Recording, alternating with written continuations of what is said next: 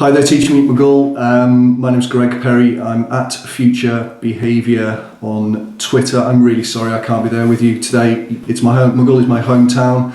I used to go to Days Lane Baths. I don't know whether the Baths is still there, but I used to go to Days Lane Baths with school. I used to go to St Gregory's and then St John Bosco.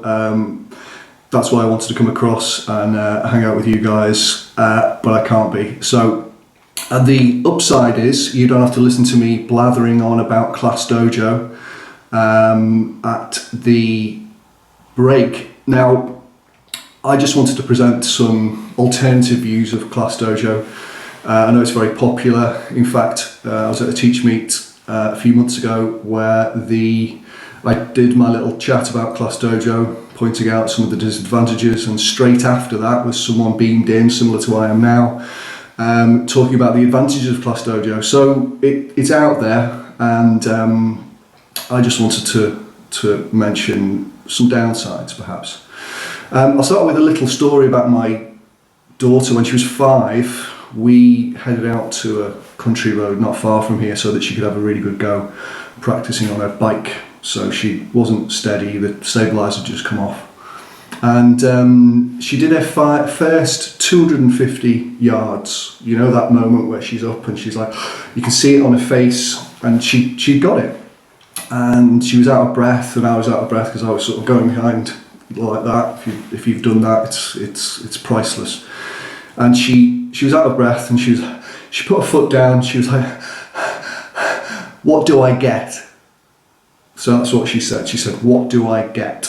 And it was at that moment that I thought, maybe the pendulum has swung a little bit too far with the use of extrinsic rewards, because really what I wanted my daughter to get was the feeling of achievement of riding a bike. So it's something I do a lot when I'm working with children in class, with young people in class, is if they've achieved something, rather than giving them a sticker or a stamp or a point on Class Dojo, I'll ask them to reflect on the feeling they get when they make a discovery or solve a problem that they've been working hard to discover.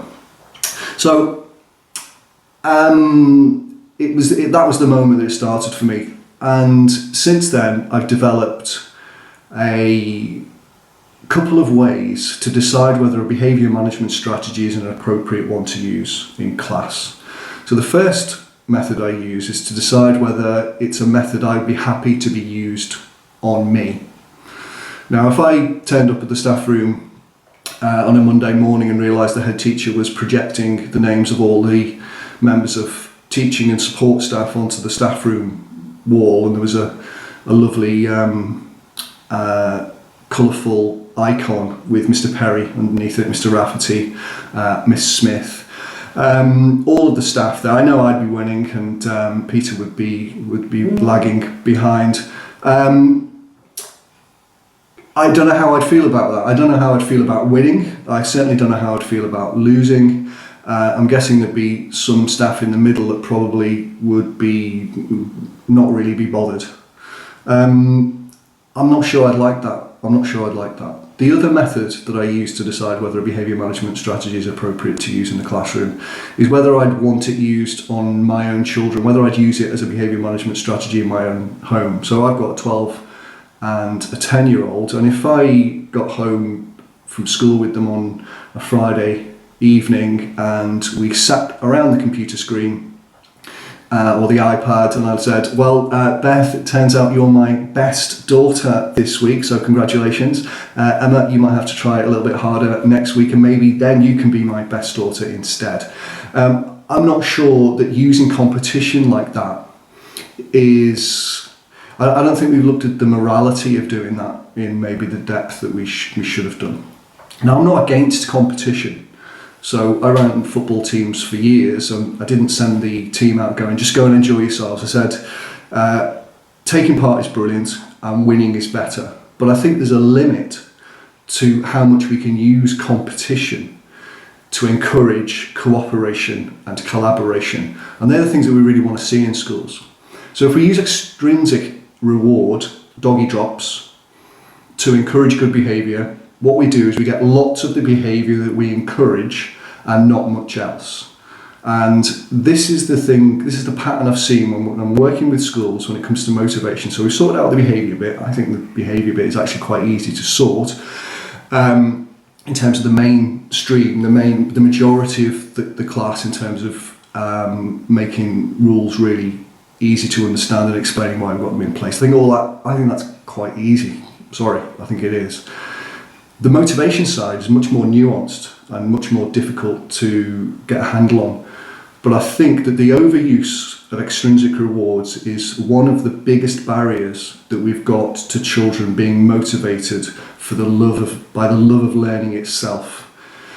If we look at the way we train dogs using doggy drops, going back to the doggy drop analogy, we can get dogs to not jump up at visiting guests, to not beg at the table, to sit and roll over. But when they've been trained, they don't go off and then open their own chain of dog training schools.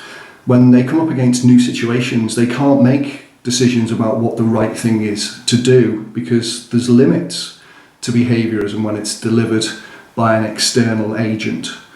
We want behaviourism, we want children's behaviour to be reinforced, I think, by the feeling they get.